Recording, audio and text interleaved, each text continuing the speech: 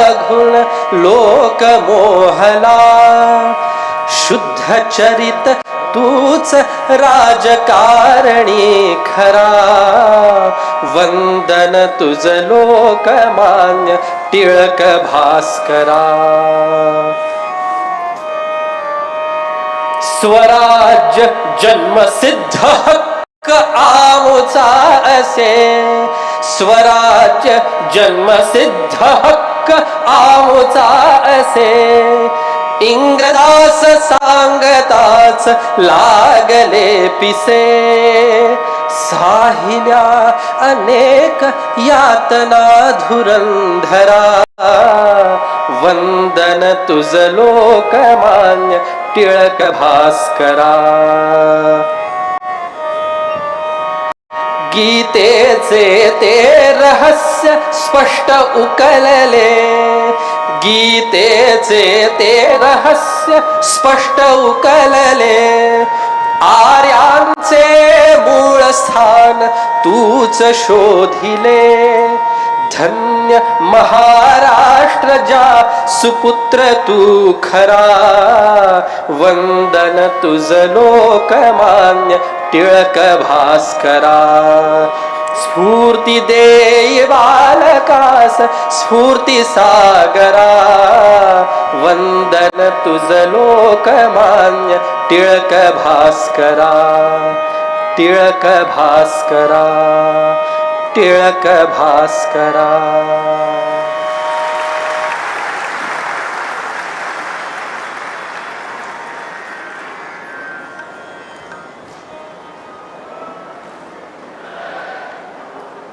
धन्यवाद ऋषिकेशजी. एक गोष्ट इथे नमूद करू इच्छिते की ऋषिकेश बडवे यांचे आजोबा लोकमान्य स्तवन या पुरस्काराच्या निमित्त गायचे आणि आज गेली 25 वर्ष झाले ऋषिकेश बडवे आपल्या लोकमान्य स्तवनाने या पुरस्काराची सेवा करतात. यानंतर माननीय डॉक्टर रोहित टिळकांना मी विनंती करते की त्यांनी त्यांचं प्रास्ताविक करावं.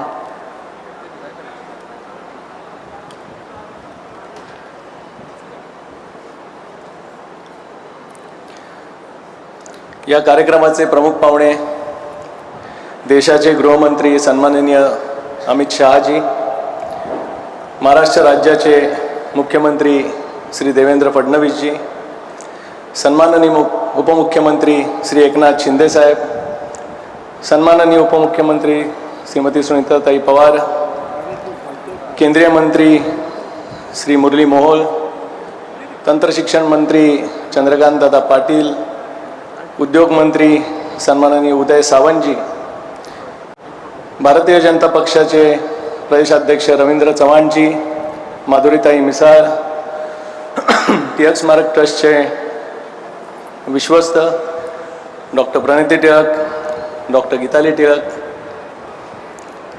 अनेक उद्योजक, प्रमुख व्यक्ती, संस्थापक समोर बसलेले आहेत. यादी खूप मोठी आहे म्हणून मी सगळ्यांची नावं घेत नाही, कृपया माफ करा.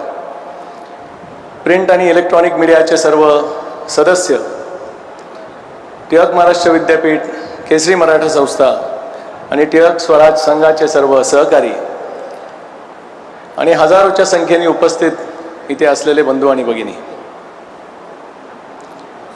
1983 साली या पुरस्काराला कैलासवासी जयंतराव टिळकांनी सुरुवात केली आणि ज्या ज्या व्यक्तींचा भारताच्या जडणघडणीत हातभार राहिला आणि ज्यांनी फक्त राज्यातच नाही पण जागतिक पातळीवर नावलौकिकी मिळवली, अशा व्यक्तींचा सन्मान दरवर्षी 1 ऑगस्टला लोकमान्य टिळकांच्या नावाने राष्ट्रीय पुरस्कार देऊन आपण इकडे करत असतो. विविध क्षेत्रातल्या लोकांचा सन्मान आपण या ठिकाणी आजपर्यंत केला. मग ते उद्योग क्षेत्रात काम करणारे असतील, राजकीय क्षेत्रात काम करणारे असतील, अर्थतज्ञ असतील, शास्त्रज्ञ असतील, सामाजिक क्षेत्रात काम करणारे असतील किंवा रेव्होल्युशनरीज असतील. पण यंदाच्या वर्षी मात्र या पुरस्काराला एक वेगळं महत्त्व आहे. भारताला एक प्रगतिशील राष्ट्र बनवण्याकरता ज्यांचा सहभाग राहिला अशा लोकांचा सन्मान आपण दरवर्षी इथे केला. पण एकीकडे ही प्रगती होत असताना त्यात कुठे खंड पडू नये म्हणून जे व्यक्तिमत्व काम करत राहिलं, ज्यांचं कधी नाव वर्तमानपत्रात येत नाही, ज्यांना कुठलंही रेकग्नेशन नको असतं, पण तरी देखील आपल्या जीवाची पर्वा न करता भारताला होणाऱ्या आतंकवादी हल्ल्यापासून वाचवण्याचा प्रयत्न जी व्यक्ती करते, अशा व्यक्तीचा सन्मान हा पहिल्यांदाच इकडे होत आहे. श्री अजित कुमार डोवलजी.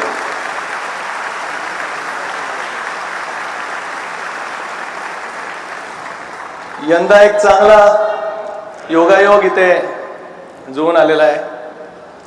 गेली 12-13 वर्ष फोर्सेस आणि पोलीस दलाच्या माध्यमातून आपल्याला सुरक्षित ठेवण्याची जबाबदारी ज्यांनी खांद्यावर उचलली आहे यशस्वीरित्या, ते म्हणजे आपले सन्माननीय गृहमंत्री श्री अमित शहाजी आपल्याला कार्यक्रमाला या प्रमुख पाहुणे म्हणून लाभलेले.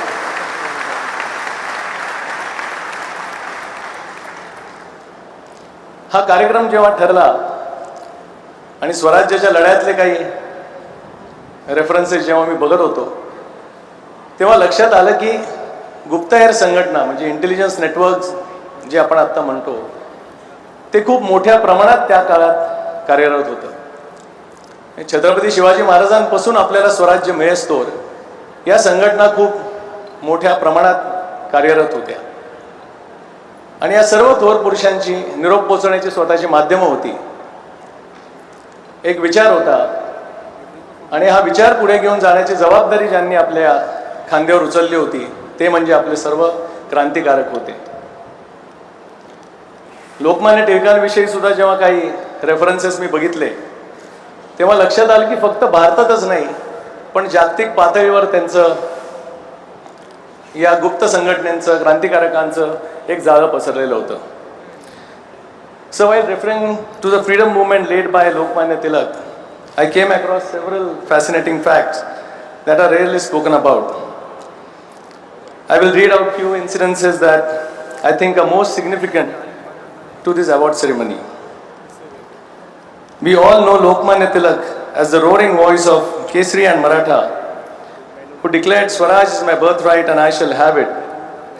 But behind the roaring public rallies and the fiery print lay a sophisticated, deeply calculated and remarkably effective underground network, a covert apparatus of intelligence and revolutionary logistics that operated right under the nose of the British Empire.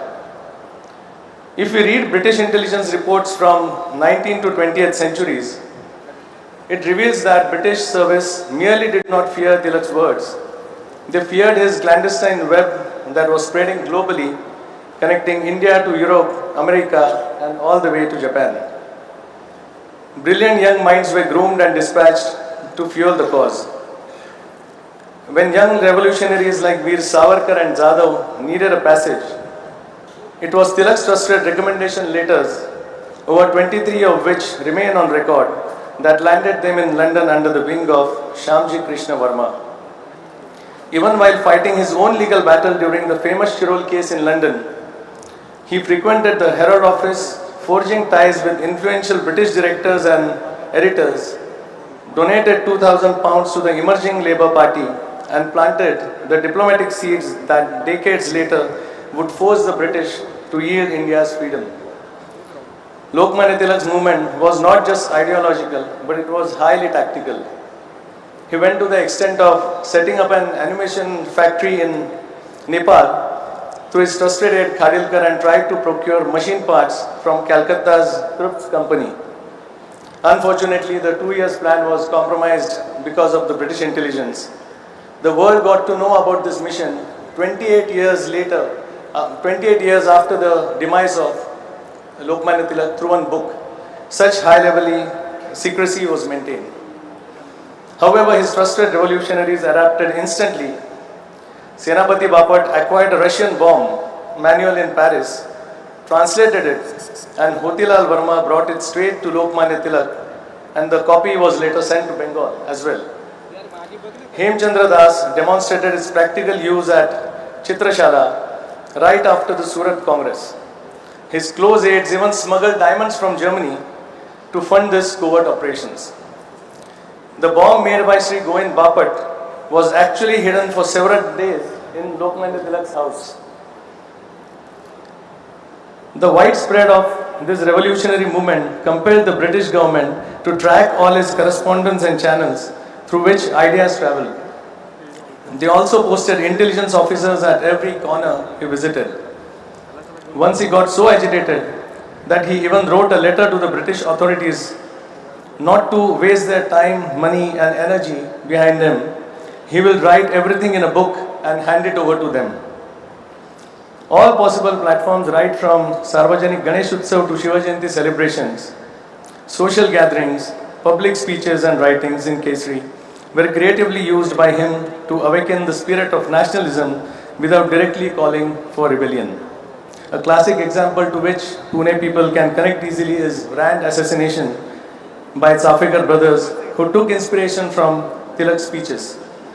British intelligence could never prove Tilak's direct role in this movement. One of the most critical and unspoken platform in the independence struggle was the great Indian circus of Kashipant Chhatre that was turned into a moving sanctuary on Tilak's direct instruction. Even Zafekar's brother escaped through this circus. The disguise of traveling circus moving across states, revolutionary couriers, arms, confidential letters and funds were transported across British India without raising suspicion. The circus became the eyes and ears of Tilak. Lokmanya Tilak's freedom movement was not a series of isolated acts of defiance. This was a masterfully orchestrated global revolutionary network run by a mastermind who operated in both the bright light of public leadership and the deep shadows of covert war. Hundreds of unsung revolutionaries, if I have to name a few: Nitisan Dwarkadas, Arvind Ghosh, Ram Prasad Bismil, Shyamji Verma, Senapati Bapat, Kankoje, and many more worked silently for years in this web, risking everything for a single goal of Swaraj. स्वातंत्र्यवीर सावरकरांचं एक महत्त्वाचं वाक्य आहे. ते म्हणले होते, टिळक हे खडगाची मूठ होते आणि आम्ही सर्व क्रांतिकारक त्यांची पाते होतो. So the work that you and your team do is no less than what Krantikaris did during the freedom movement. Risking life on enemy's land to safeguard our nation is one of the biggest contributions that a patriot can do. Nowadays, battles are no longer fought only in the courtrooms or public squares. They are fought in intelligence networks across the hostile borders against invisible enemies and in movements where success is measured not by what nation sees, but by the disasters that never occur. In a simplest way, let me try to put forth the contribution of Sri Ajit Doval. If we imagine of a 2 or a 3-year-old child, he doesn't know what fear is. He is not aware of who is his enemy. He doesn't know what threat is. Even if he is in a drowning ship, he'll sleep peacefully, as he is not aware what is coming at him. We all sleep at home peacefully because hundreds of attacks which we are unaware of are stopped by Sri Ajit Doval and his team. Very few individuals have embodied this silent battle more completely than Sri Ajit Doval. A decorated police officer who entered the world of intelligence at a young age has spent decades serving in India in some of the most dangerous theatres imaginable. Whether infiltrating hostile territories, gathering intelligence under deep cover, negotiating during complex hostage situations, or dismantling terrorist networks, his work demanded extraordinary courage, patience, and sacrifice.